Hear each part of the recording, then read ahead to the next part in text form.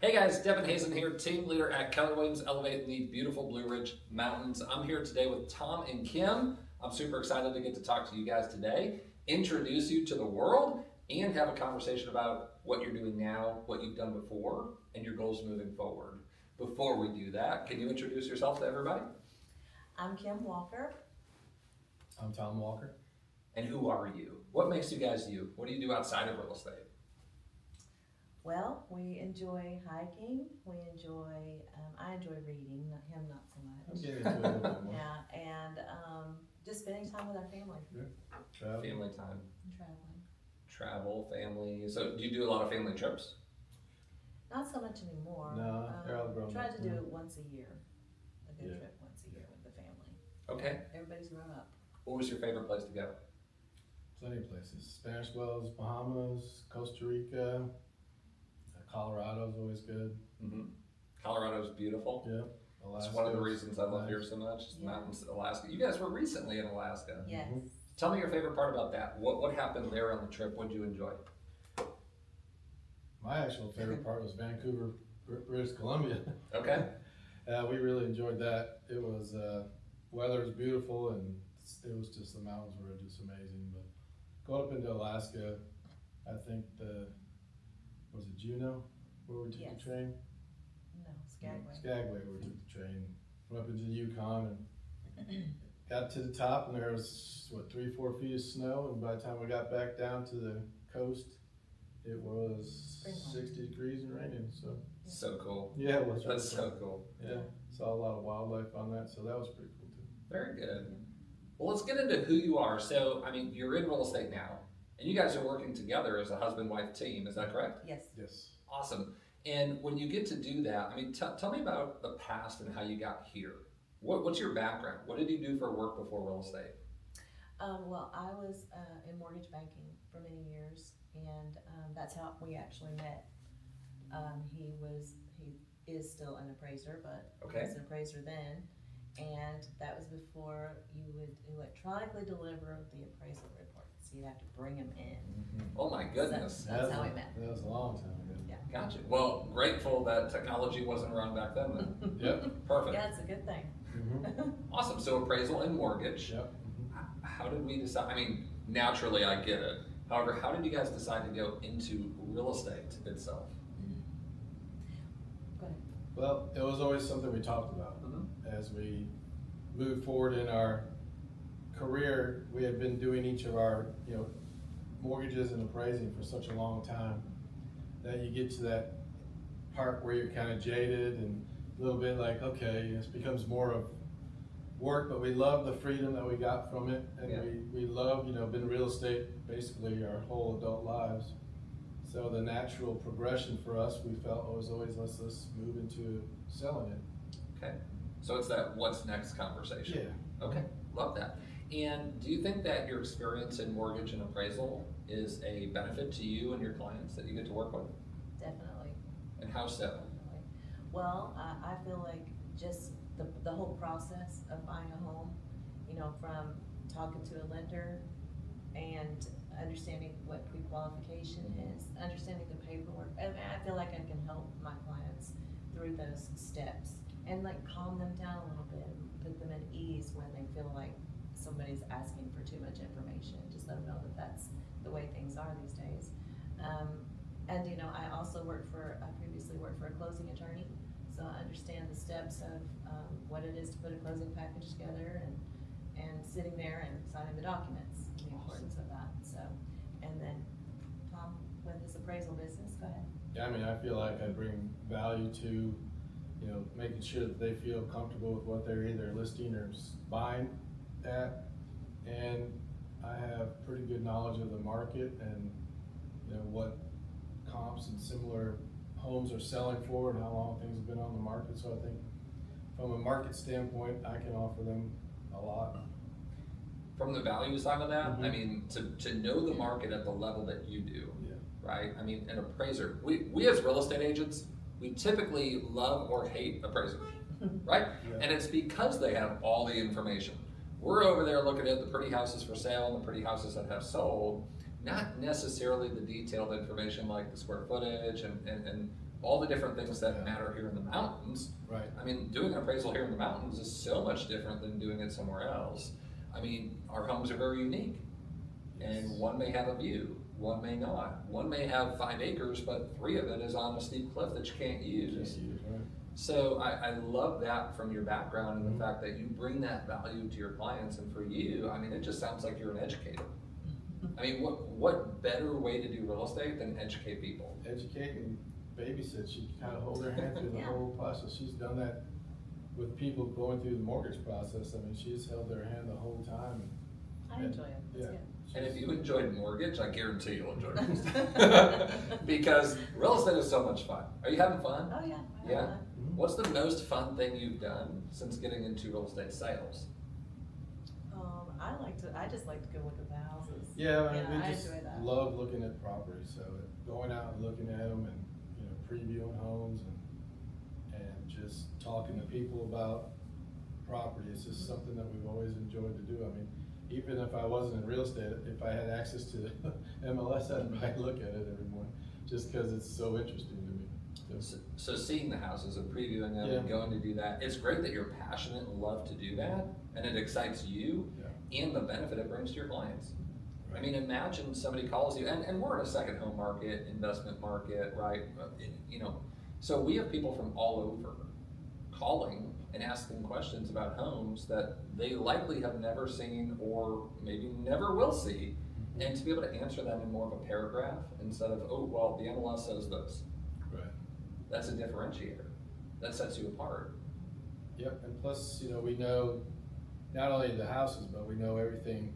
I mean, I've been up and down every road in these places, so I know, what's around most of the houses, what's, what amenities or restaurants or things, all that information that's close by. And, so I feel like I can really offer an overview of what is available and what's the surrounding areas look like. It's awesome. So with that being said, what are some of the things that people should look out for when buying a home here in the mountains that may be different from Florida or Atlanta or Ohio? I think the biggest thing when we run into people, it's septic tanks, understanding septic tanks, understanding wells, and understanding private roads. Let's talk about that for a minute. So, do we have a lot of those up here? Yes. Private roads. Okay, so who handles that? Who maintains that? It's different. It could be voluntary, by one guy has a tractor and he scrapes it every once in a while, or it could be something that's in the HOA where it pay fees for it. So it varies a lot, and that means a lot to different people. I mean, there's gravel roads, paved roads. I mean, it's just a wide variety. So, sometimes the price of say a lot or a home reflects the fact that it's on a private road that nobody's taking care of. And, And that may become your responsibility. it may become your responsibility, and then how do you take care of a road if you don't have the ability to do it? So Yeah. it starts to become problems. Absolutely does. So it's great to have people like yourselves who know the area, know the back roads, know the values, and then can educate them on the process as to what to look for. I think you guys will mesh and make a tremendous real estate team. I mean, you already are. And I think into the future, I mean, any client would be ecstatic to work with someone like yourselves because of that dynamic that you bring together.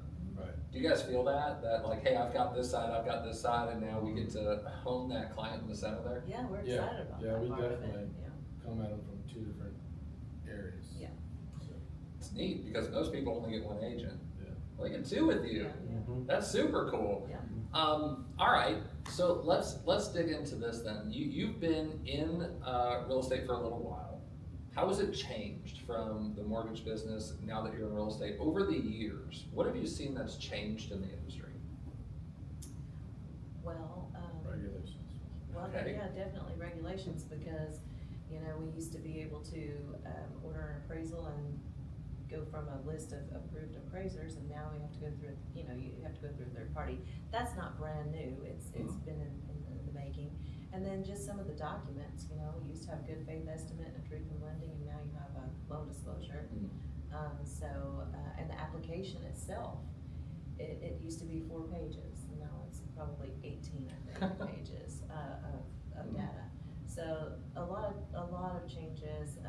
underwriting guidelines have tightened, and interest rates Rates have have changed. gone up a lot. They have gone up quite a bit. I mean, they're still historically low over 40 years. However, we have fish brains, right, as humans. And, you know, all we remember is 3 years ago when it was 2%, and now it's 7%, right? And that makes a huge impact in what somebody can borrow, correct? It does, yes. So if you guys are out there right now struggling with the interest rate conversation, you know, she might be a great resource to go to and talk to, because she can give you black and white figures on, hey, this is how this works, this is how this will impact you, and here's some options, right? Not that you're gonna do the mortgage side, however, that background is such a value to you. And talking about interest rates, just because they're 7%, they're not free money anymore, does that mean it's a terrible time to buy real estate right now? Okay, so talk to me about that. I mean, what makes now an okay or good time to buy? Well, you know, real estate here especially, and historically, has appreciated over time. So even if you feel like you're paying too much for interest rate, but you find a house that you love, you should buy the house.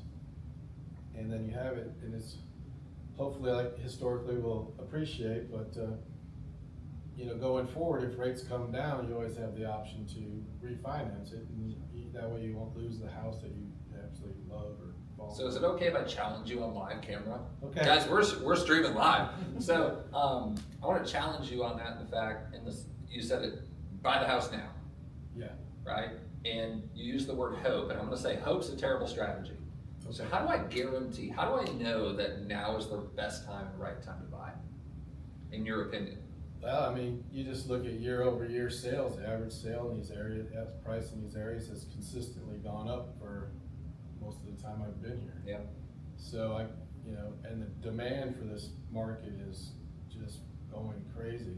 It is nuts. I mean, Yeah. demand is still massive. Demand is massive, and you know, from an appraisal standpoint, see people who bought homes a year and a half ago, or even less than that, and are selling them for numbers that you're like, okay, that was a pretty good investment. So you love that as an agent. Yes. How do you handle that as an appraiser? I mean, a year and a half ago, you did the same house, and they're selling it for 300 grand more. Yeah, well, I mean, fortunately, the market supports it. Yeah. And, you know, we go back 6-8 months with, well, you know, here usually 8 months or so with comps, and, you know, it supports it. So it supports the growth, and it supports that. And, you know, other thing that people love up here is that you can rent these houses out. And, you know, not only do you make money on your house, but you can make it while you're owning it, you know, so Yeah. return on and of your investment. So. Yeah, and a lot of people do that up here, right? They buy a second home, they rent it out when they're not here to earn income and own a second property. Right. And you know, if you can do that or borrow from your home's equity to do that, well, you're gaining wealth through real estate. Absolutely. That's pretty cool. Mm-hmm. And thank you for allowing me to ask you that question on live camera, because it's important that we talk about the benefits of owning real estate. Right. And guys, it's like trying to time the real estate market and trying to buy at the exact right time. Or I'm sorry, it's like trying to time the stock market by getting the exact right time. It's never gonna happen. Mm-mm. What's gonna happen though, and what we need to realize is we're not buying at the top of the market, we're buying at the top of a moment, right? We may be buying at the top of a moment right now, but at the top of the real estate market, that, like you said, it appreciates over time. Mm-hmm. You're never gonna buy at the top of the market, you're just buying at the top of the moment. And Gary Keller tells us, buy real estate and wait. Right. That's the key. Real estate is a long-term investment that can produce short-term gains. Definitely. Yeah. So what about you guys? What future real estate goals or plans do you guys have? Well, we want to eventually grow a team. That's one of our biggest goals. Yep, we want to grow a team. We just sold a investment house, so our goal is to own more investment houses. So you're investors yourselves, Yeah. so you believe in it. Yes. Absolutely. I think all agents should believe in it. Yes. Do you know only 8% of realtors own an investment property? Oh, wow. I don't know how that's possible, because you get, from an appraisal standpoint, you know, I always found the house after somebody else is buying it. You know, but from the real estate standpoint, you get there right from the get-go, and you could say, you know, hey, that might be a great investment for me. Right here. That's the advantage, right? I mean, Yeah. and we're looking for the best for our clients. However, Mhm. aren't we our own clients? Absolutely. So when I walk into, I'm wearing a KW Wealth shirt, so we're going to talk about wealth, if that's okay, a little bit. And I walk into a house, my first question is, do I want this? Right. Right? And if the answer is yes, okay, how can I get it? And if the answer is no to that, or I can't find a way, then great, cool, it's going into the market. I'm calling my investor, my people first, Mm-hmm. before it even hits the market. Mm-hmm. Who's that going to benefit? Yeah. Yes. The client And that seller. seller. Save all that time. Absolutely. Time, energy, money, focus, Mhm. especially in our market because we have so many absentee owners. Mm-hmm. Yes. Amazing. Okay, so you want to grow a team. What about your real estate investments? You said you want to own more properties. Yes. Yes. So what does that look like over 10 years? I'd like to have 5. I think that'd be a good number. All local? Well, I feel like most of them be local, but depending on when our 20-year-old son figures out where he's gonna Yeah. settle. Okay. You know, we have one son and grandkids in Greenville, South Carolina. The other one's local, and then we have one that is up in the air right now because he's still in school. But if he ends up somewhere, Savannah or something like that, then we may end up buying something that people do up here, buy something down there and use it a couple times Sure. a year and rent it out, so. Love that. One of my personal goals is to own a house in every city that I would like to vacation in. Mm-hmm. That's a good plan. Yeah, that's a great plan. Because then, like I said, you can make money while owning it, and I don't have to worry about where I'm going to stay. Right, Exactly. yeah, it's there. I love hotels. I like my own house more. Mhm. Right? Yeah. I'm a big Airbnb and VRBO person. Same. Love it. I just don't like all their fees. Yeah, Yeah. Oh my goodness. You go to book an Airbnb and then by the time you're done, it's like double the price they promoted for you. But Exactly. anyway, back to real estate. And all right, so we're here. We're in 2024, right? The market is different than it has been the last couple of years. Mhm. What would be your advice today for a home buyer or home seller as to take advantage of the market that they're in? Well, home buyer, like we've already gone over that. You know, if you find something that fits your needs, you should buy it. And a seller, I mean, the only issue that I think sellers are having, if they have a low rate, then they're afraid they can't find something to replace what they sell. But again, we just talked about that too. I mean, if there's a need for them to have to move on to somewhere else, then there's a market. It's a strong market. You know, the values are remaining strong. And I mean, if it's time for you to do something, then you should do it. That's all I feel. So what I heard was it's never the wrong time to buy the right house. It's never the wrong time to buy the right house. And if your life, like you say, you're a seller and there's something changed and you need to move on, then it's just, life is what it is. So it's time to go, move on, and you'll find something that you love and do the same thing like we talked with the buyers. You know, if you find a house you love somewhere else, then maybe down the road you can refinance it or something, so. Absolutely. Mhm. And you being in the mortgage industry and stuff like that, I mean, there are also opportunities out there that you can still gain maybe that 2% interest rate through an assumable mortgage. True. I mean, VA and FHA, I mean, I'm pretty sure 98% of those are assumable. Mhm. I mean, conventional loans are not. I mean, 1% of them or so. Yeah, But I mean, there are loans out there that, hey, if the seller has an opportunity to pass on that mortgage rate, that's an opportunity for you. Yes. Yeah. Could be. We're also seeing a lot more seller financing opportunities right now because of rate. right. So one thing I think that your unique value proposition to your clients is you have those unique conversations that other agents can't Mhm. because of your background. Yep, and then she still has strong relationships in banking, so she can actually talk to people and investors. We even know investors that Yeah. would do loans for people, so we've met a lot of people through her in our past to where there's all kinds of options out there for people. Love that, absolutely. Business is network, right? It's who you know, it's how you get in relationship with people, and it's how you take care of them, That's right. right? Yes. So, all right, last question, then we're gonna go to the lightning round. Okay. What would be something that you would want your people or your clients or your potential clients, how would you want them to talk about you when you're not there? Like, what value do you provide that you want them to feel so excited about working with you that they say super nice things about you when you're not around?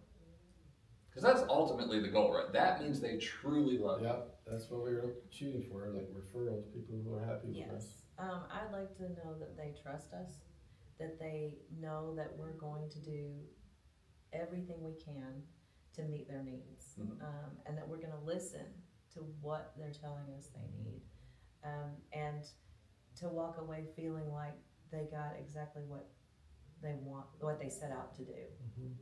I feel like I just want to give value to people so that they're able to make decisions that they're comfortable with. You know, so we give them all, you know, we give them all the data and details, and they're able to come up with, you know, their decisions basically on their own, saying, okay, I feel comfortable doing this. And we just guide them through the path of making good decisions that they're comfortable with. Yeah, we provide, but we don't decide for them. Provide, don't decide. That's it. Well, because you're not salespeople, No. you're consultants, No. That's right. right? You know, we love on our clients, we help them make the best decision for them. Absolutely, love that. How do you ensure that that's how they feel? We do all the due diligence and the work and everything that they need us to do. They tell us their needs and goals, and we do whatever it takes to help them get to those needs and goals. And whatever questions they have, we help them find the answers. If we don't know the answer, we help find the answer. Yeah. That's the. Awesome. We just want to be trusted advisors. Yes. Well, that's right. You know, you do what you say you're gonna do, right? You be who you need to be for them. Perfect, love it. Been great getting to know you a little bit. Is there anything else that you wanna share? I can't think of anything right now. Now you put us on the spot. Well, great, I'm gonna force you to share. It's lightning round. Okay. You guys ready? Okay, ready. Favorite food? Italian and Mexican. Oh, nice. I would say Italian and steak.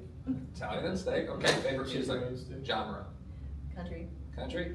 I like all kinds of different things, but being with her, country's starting to become one of my favorites, so. Got it. Especially the old country. Favorite thing to do when you're bored? Read. Read.